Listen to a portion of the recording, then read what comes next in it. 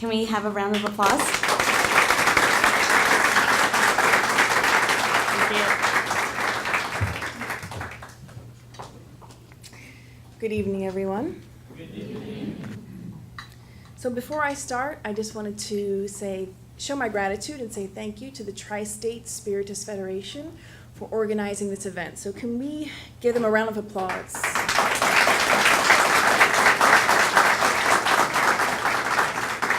I would also like to take this opportunity to show my gratitude for all the behind-the-scenes workers, those that are making today flawless and possible, for everyone from the MC to those that are overseeing the food. I mean, there's so many things that go on behind the scenes, and if you've never organized such an event, you might not know about it, but there are a lot of moving parts behind the scenes. So just wanted to say thank you all. Can we have a round of applause for them as well?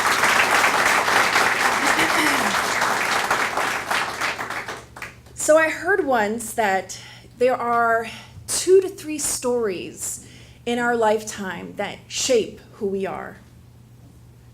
If you think for a second, what are those experiences or stories you've experienced in your life that help shape you?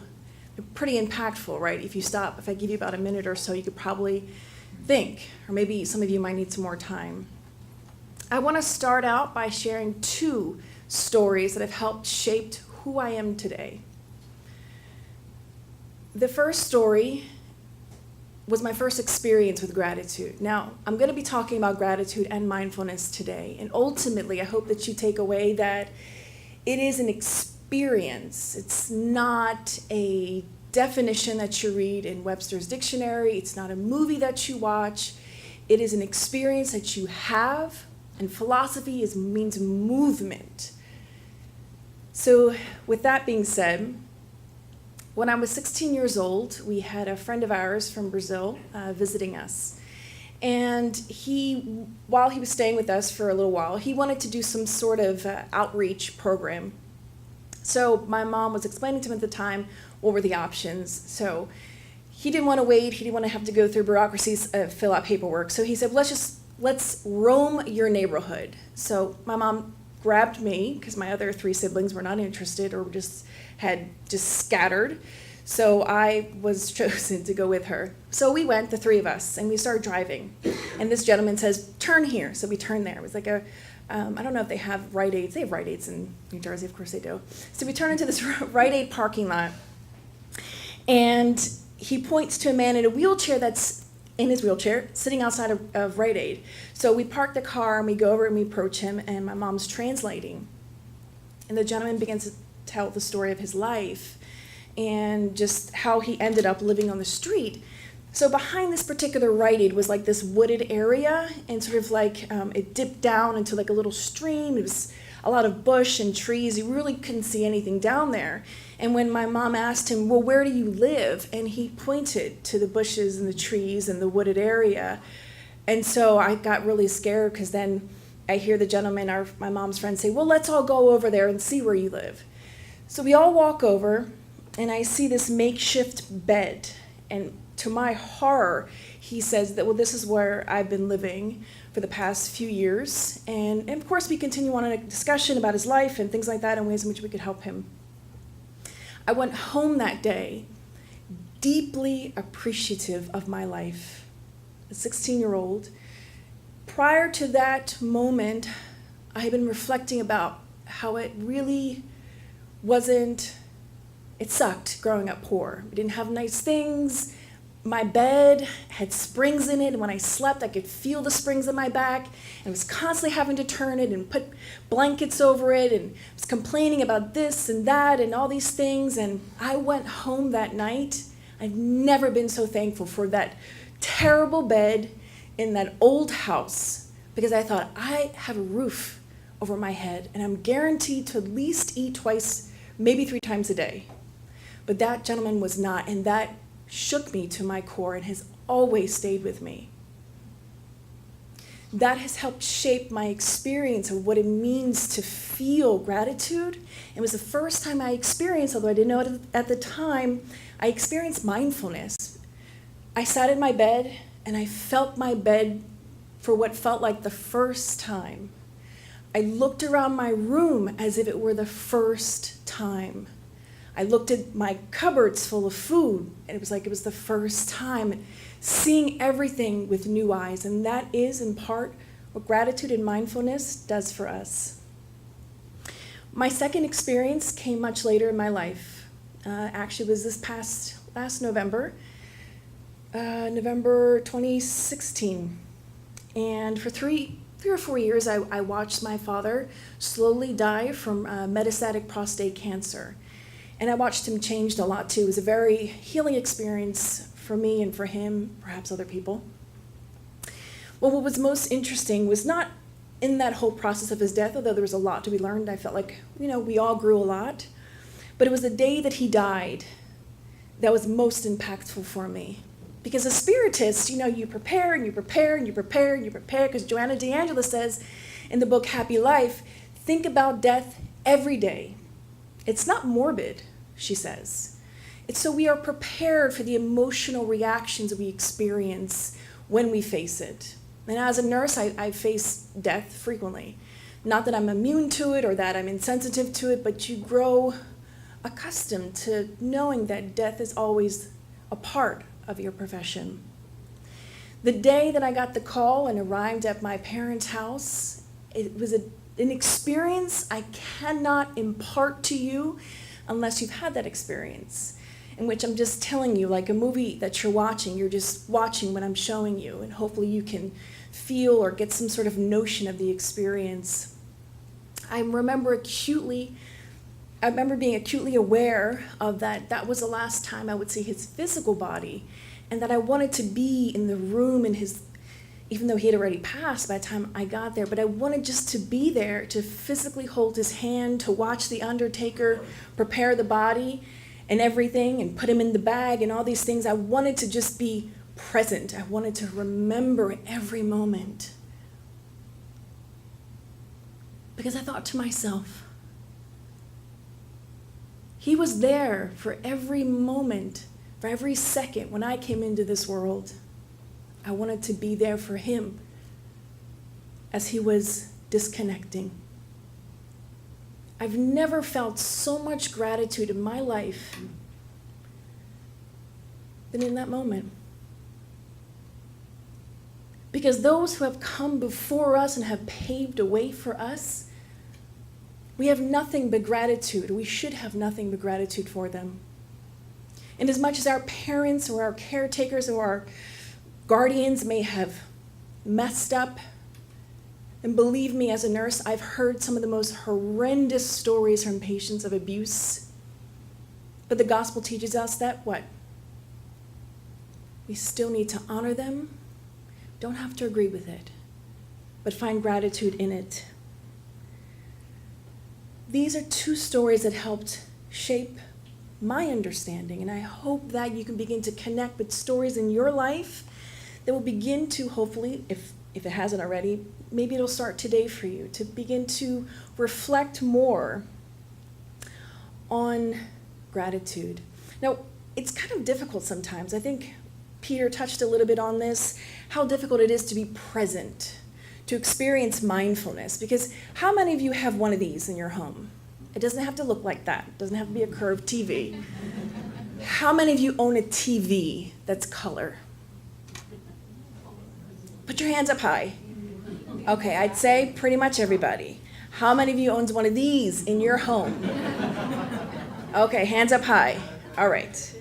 How many of you don't have to own this Apple fancy laptop, but how many at least own a computer? Okay, the vast majority. And one of these doesn't have to be an Apple. It's some sort of smartphone.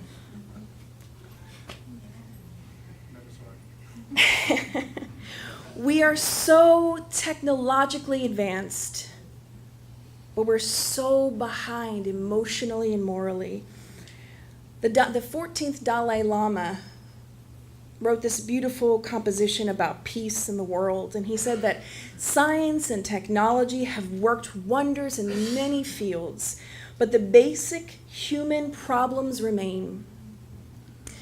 There is unprecedented literacy, yet this universal education does not seem to have fostered goodness, but only mental restlessness and discontent instead.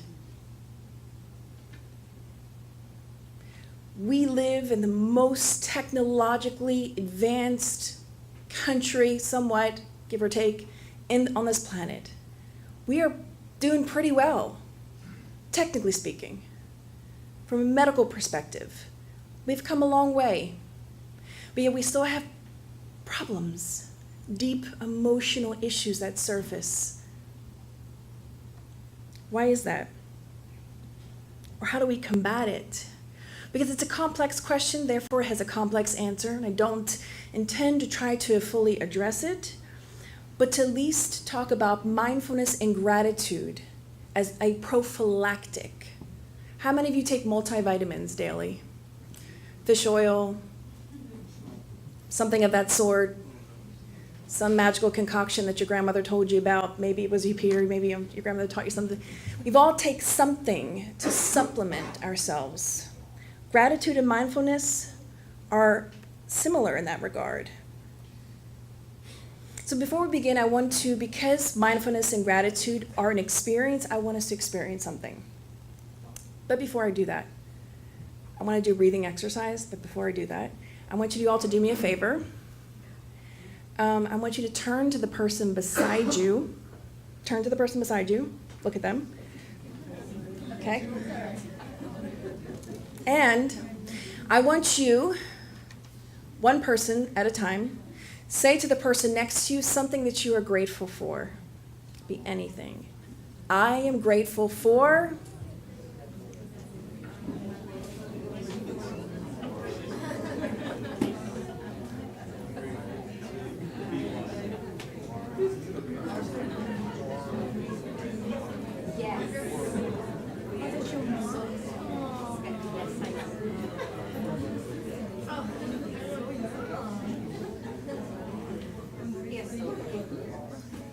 Okay. How does that feel? Wonderful. Anybody on the left side of the room, how does that feel? God bless you. How does that feel? It's good. Peter mentioned, I believe it was Peter, mentioned about this, or sort of alluded to it, or maybe my mind went there when you were talking about it. The more we practice something, talking about thoughts are things, the more we think about something, it has a physiological response in our body, and we create a habit. And habits are very hard to change. That's why when people come to our Spirit to Center saying, I have this and that problem, and we present some solutions, and then they find it very difficult to follow through or to, fix things within themselves. It's in part because habits are very difficult to break. But if we take this opportunity on a daily basis to start a gratitude journal, one thing I highly always recommend to people to do at least once in their life is to write a letter of gratitude. It can be to anybody. Spend some time writing. Don't make it too long because nobody wants to read like a 5-page letter. But pick somebody in your life. Spend some time, even if they're passed on, it doesn't matter, write them a gratitude letter. And begin to have that practice maybe once a year, maybe once a month. You will begin to notice a very huge change within your emotions, within your heart center, and with how you are reacting and interacting with other people. Let's take just 1 minute to do a quick breathing exercise. And as a side note, when I did this exercise recently, I noticed that they're in a different place, very far away. I noticed that some people were just not into it. And I get that this is not your practice. This is not our everyday practice. However, indulge me for this moment and for the sake of the Tri-State Spiritist Federation putting this beautiful program together. Just do it. As the MC had mentioned, don't pretend, be a part of it. And then you might actually be pleasantly surprised that, wow, that was an interesting thing. Let's all close our eyes. This breathing exercise is a mindful exercise meant for us just to pay attention to our breathing. What I want you to do is take a deep breath in and out. Take one more time, a deep breath in If you felt your shoulders go up, then you're doing it wrong. I want you to fill your belly with air as you breathe in. So let your belly expand and then release. Make your stomach flat again. We're going to do it one more time. Breathe in.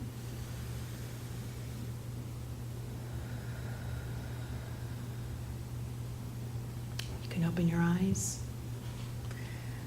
Studies have shown that in moments of stress, if we simply do a breathing exercises, there's a positive reaction in our body. We will calm down, regroup our thoughts, and perhaps begin again.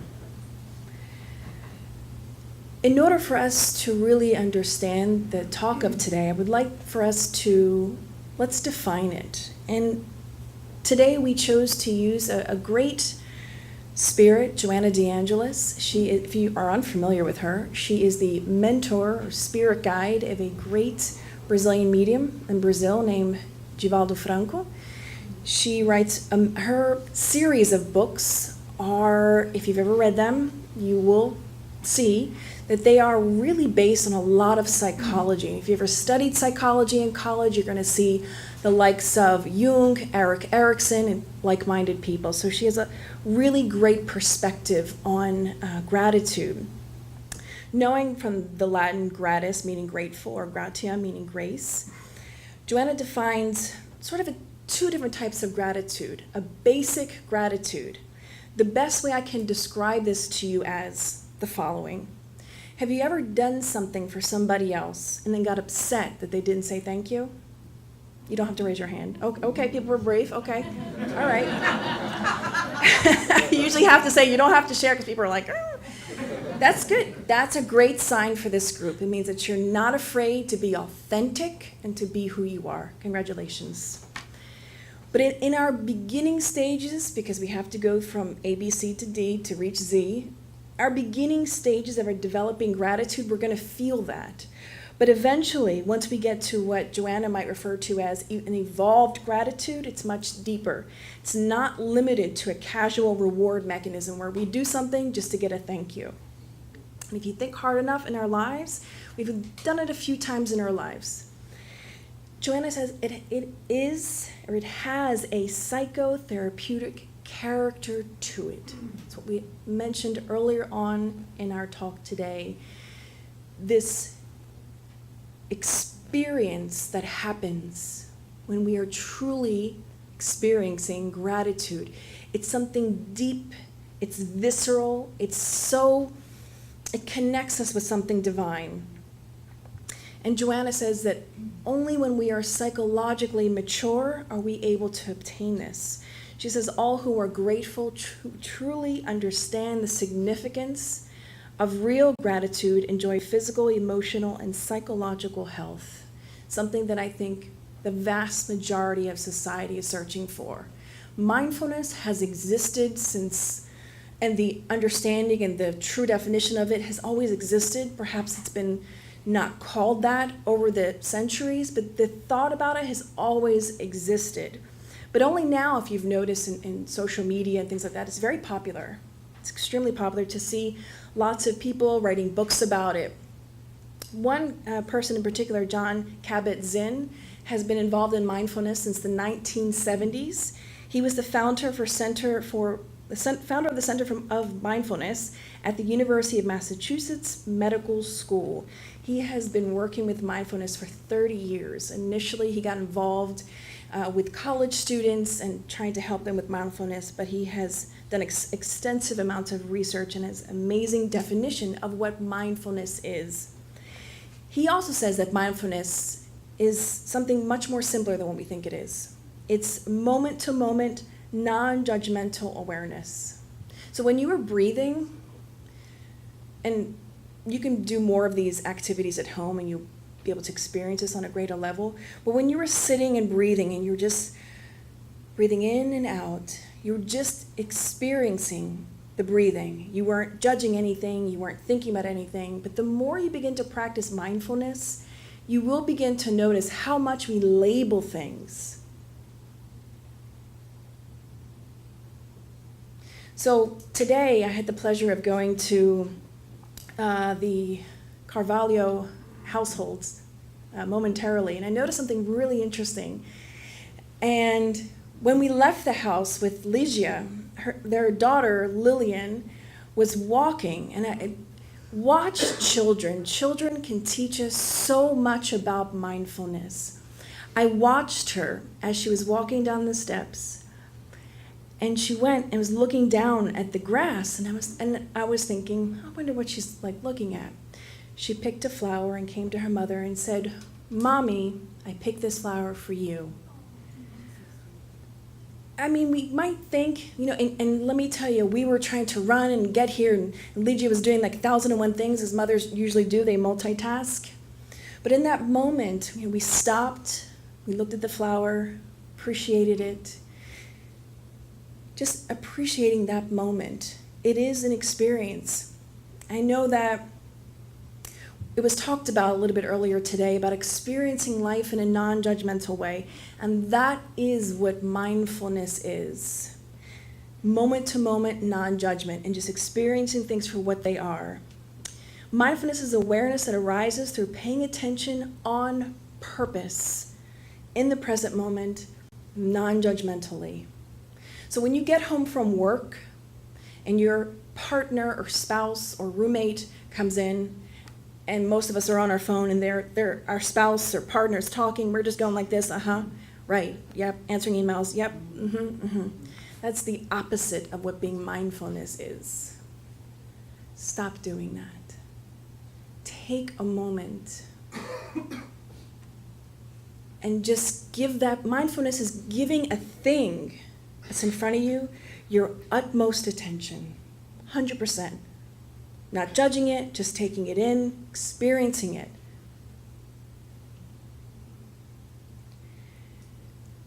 Dr. Kabat-Zinn mentions mindfulness as a love affair with life. I love this term, a love affair. If you think about that word, what is a love affair? We won't go into detail, you all can imagine it. The passion you feel, the enchantment for life, or the enchantment for a person, especially in the first 6 months of dating. After a few years and you get married, a lot of that kind of just dwindles.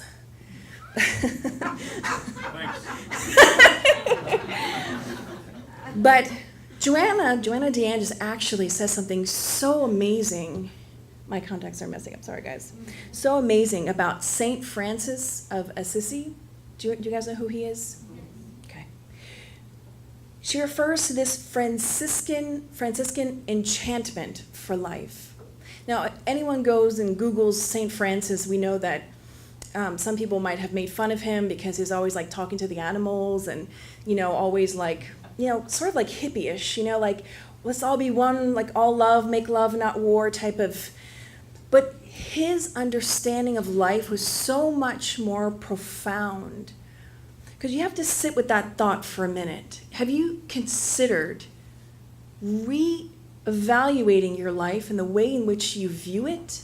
And ask yourself or tell yourself, okay, I'm going to try to have more enchantment towards life. So when you get out of bed in the morning, anybody, just holler out, what's the first thing you do when you wake up in the morning? Does everyone wake up in the morning giving thanks? Yes. 2 people. It's okay. Well, what are some of the things you do first thing in the morning? Who said kiss their wife? They're still in the 6 months. Oh, I was going to say, you've been married just for a few years, right? That's amazing. You are enchanted, giving blessings, giving gratitude.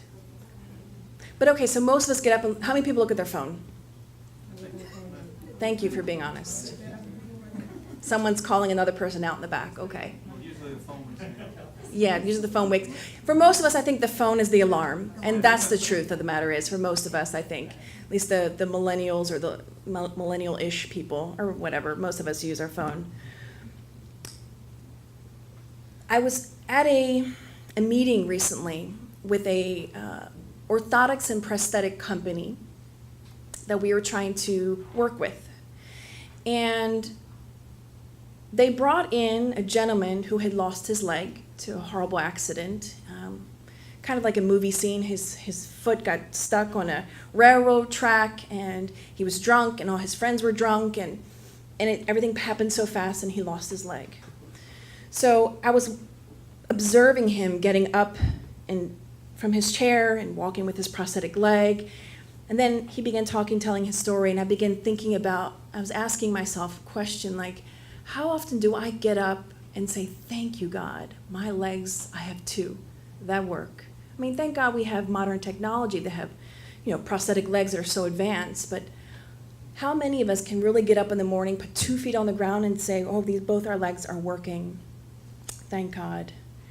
But truly and honestly, to get to a point of mindfulness, Dr. Kabat-Zinn, and this is something if you want to pull out your smartphones, you're going to want to take a picture of this list.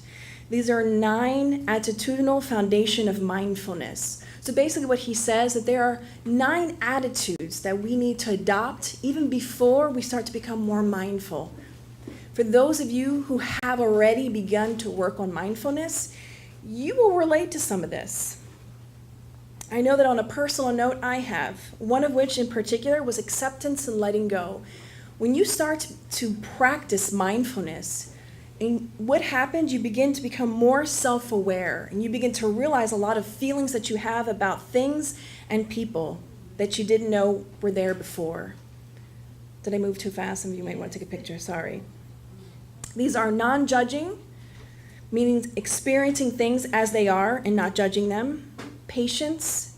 Beginner's mind means that looking at something as maybe perhaps a child would, fresh with new eyes.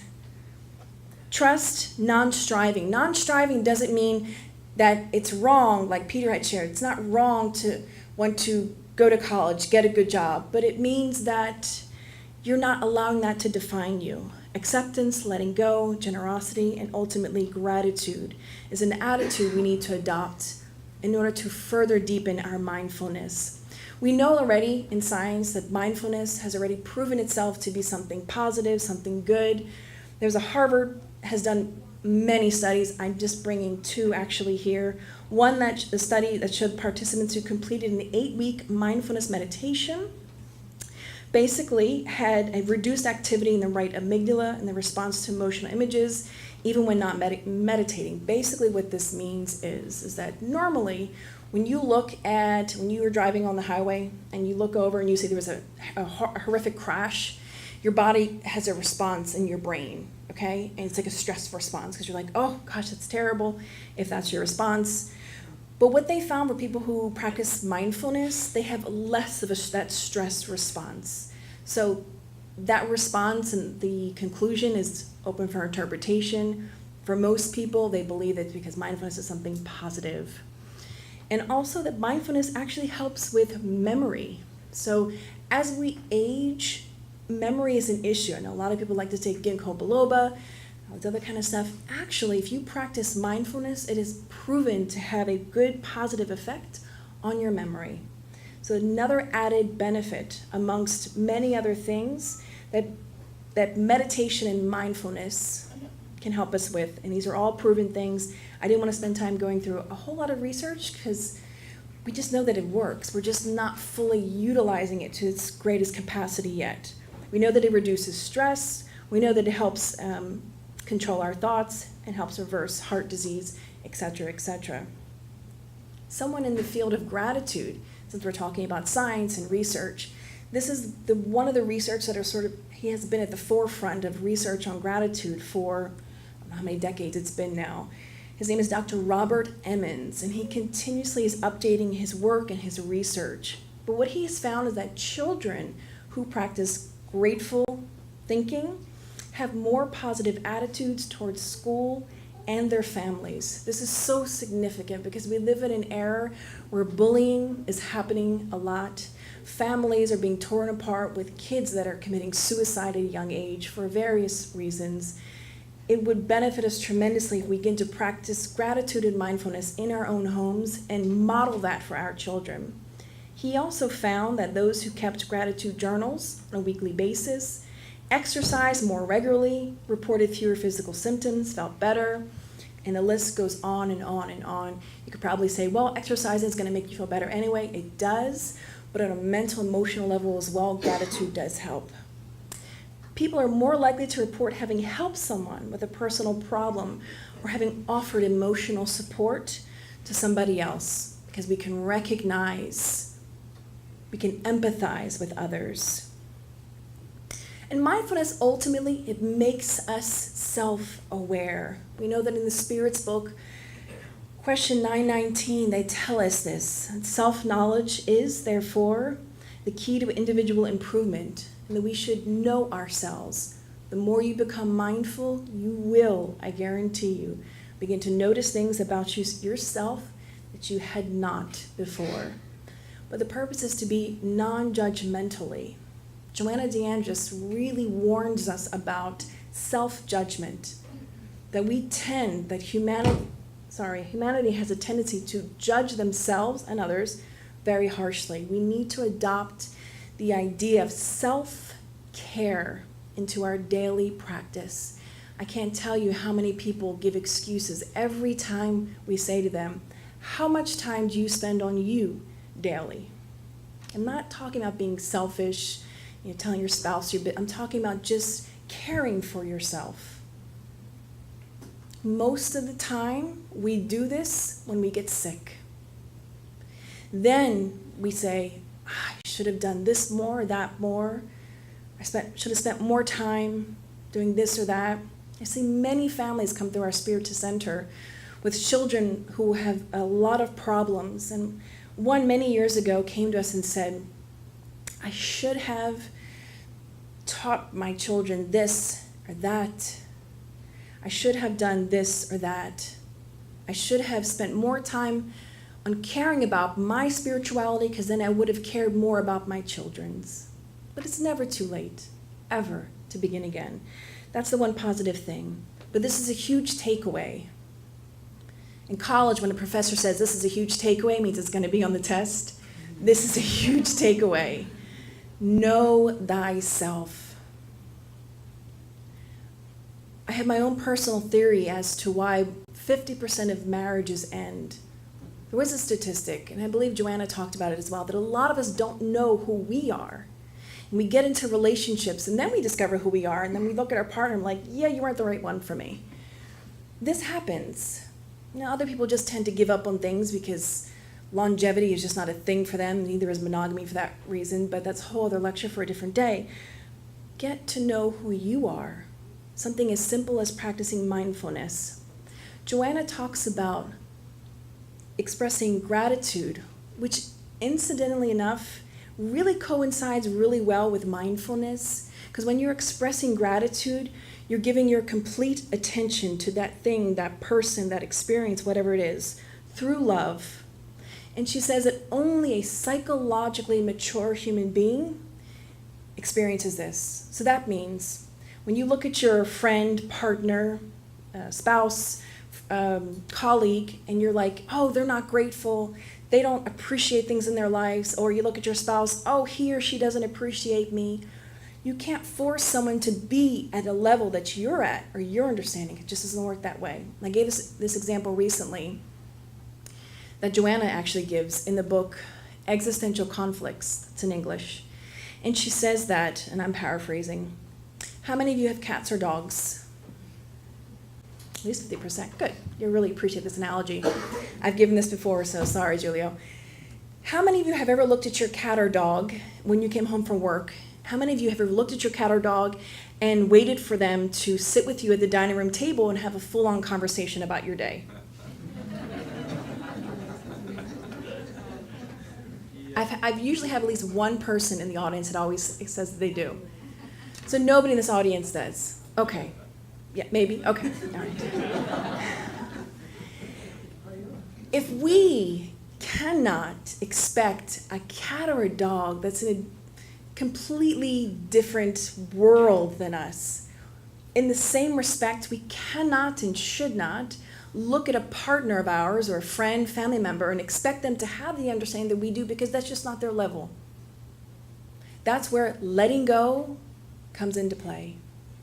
And letting go is a mindfulness mantra that you have to sort of brainwash yourself into feeling, understanding, and going through. And you got to keep reminding yourself, because when you go into therapy, that's in essence, in a way, what your therapist is telling you.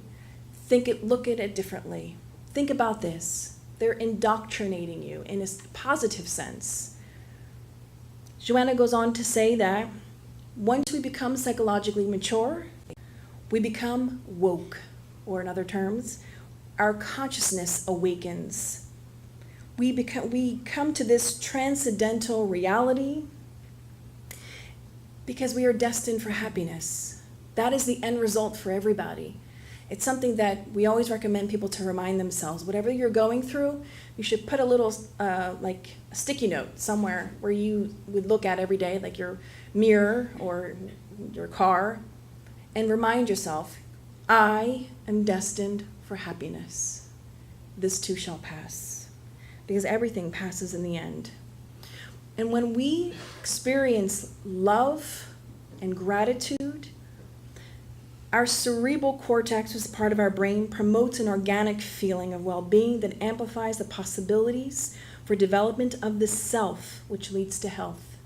In other words, it facilitates our happiness when we express love. Science has already proven this. This is not like something that's unproven. We already know that this is true, and it happens. And in the book, Life and Destiny, which, by the way, if any of you are curious to get it, SGNY has it on their website. It's a free PDF. It's by Leon Denis. Fantastic, fantastic book. If you haven't read it, you should. In the book, Leon Denis mentions something. He says, material preoccupations create horizontal currents of vibrations, which are obstacles to the etheric radiations and restrict our perceptions. When we only think about material things, our thoughts are here, horizontal. Our wavelengths are here. But on the contrary, when we begin to meditate on higher ideals of life, he uses this word, divine effluvia. It's something very interesting. We connect with this divine current. And what I really liked is the cross, because that kind of symbolizes this statement. You have your horizontal and you have your vertical connection. That part of the cross is so significant because our connection to God is so significant. In mindfulness and gratitude practice, two of the first things, if I can call them things, that we need to be grateful for in order for our practice to be truly successful is A, God, and B, our parents. If you have any issues with any of that triangle of three, you're always going to come back and have issues. Those are the source of life for us. And gratitude is something we should express and experience. In the book Action and Reaction, they talk about this idea of rehabilitating our thoughts. I thought how interesting that is. Because that's in essence what we need to do, is we need to have a rehabilitation of our thoughts, sort of a thought transfusion, blood transfusion, but or more so not transfusion, kind of like a transfusion, and sort of a dialysis, if you will, of our thoughts, a cleaning up of our thoughts. In the book, Ilario says, charity and worthwhile learning, faith and goodwill, optimism and work, art and constructive meditation are renewing themes whose merit we must not neglect in the rehabilitation of our ideas and consequently our destinies. They talk a lot about this rehabilitation of thoughts and ideas in this book. This tells us that Spiritism recognizes how important a healthy thought life is and how that directly impacts our health, our well-being, our path to happiness, our path to joy, love. It's something for us to really take seriously. When you go into the doctor's office, have any of you ever gone to your doctor's office, your doctor said, well, you need to change this in your diet. And then you left, and he says, I want to see you in 6 months. And 6 months comes, and you're like, oh man, I never changed it. And so like a few days prior, you stopped eating that thing you weren't supposed to be eating, and you hurry to run the treadmill. Don't do that with your spiritual life. We are valuable. You matter. You have purpose.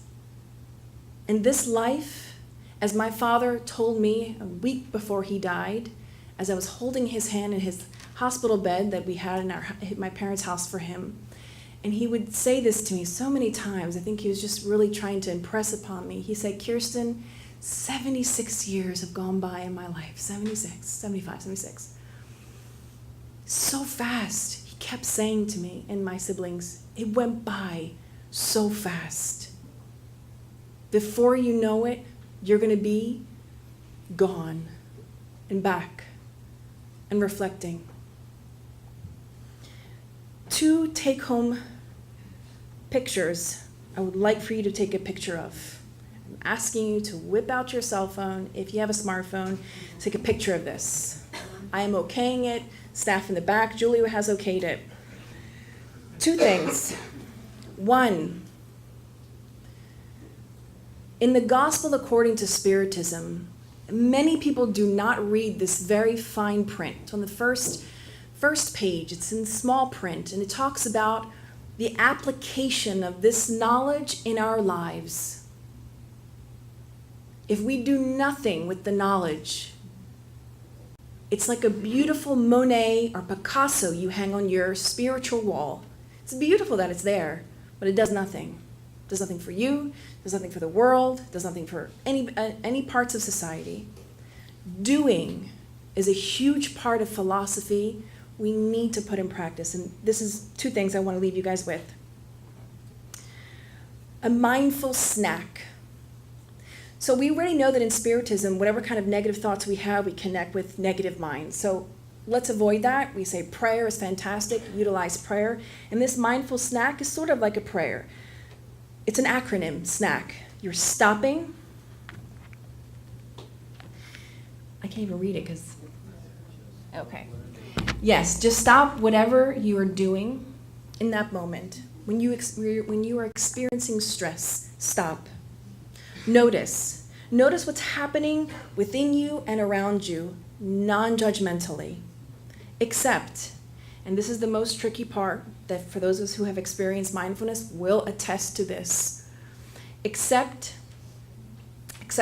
whatever it is that you're struggling with, accept it.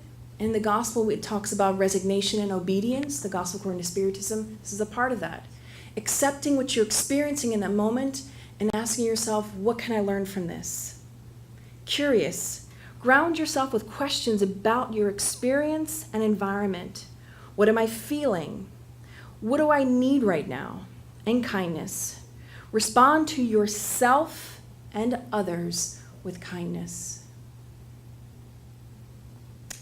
The other little slide are 9 things to work on as you transition into mindfulness. Because sometimes in the beginning, and I've talked to other people who in the beginning stages of mindfulness, that some of these things are very hard, especially when you're going through something painful or difficult. And a lot of us that come to Spiritist centers or churches, at least 50%, that's my research, are coming because they're suffering. They're going through a hard time. They're going through a trial, a tribulation, a struggle. So begin to think about these thoughts. And of course, always, gratitude. If nothing else, you walk away from this talk today, practice more gratitude. Whether it's writing a letter, waking up every day, and acknowledging to yourself all the things that you are grateful for. And I am grateful for all of you here this evening, and for the Tri-State Spiritist Federation, for the United States Spiritist Federation, for all the federations that went into putting this program together. We can't even begin to imagine how this is impacting us as individuals, but also as society. So I give you great thanks so much. Thank you.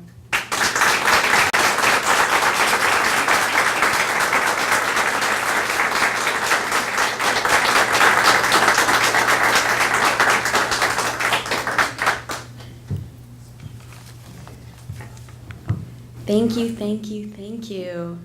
Such a profound message. I am honestly I'm so grateful that I am here to hear that, and that I have the next moment to be able to change, to be able to be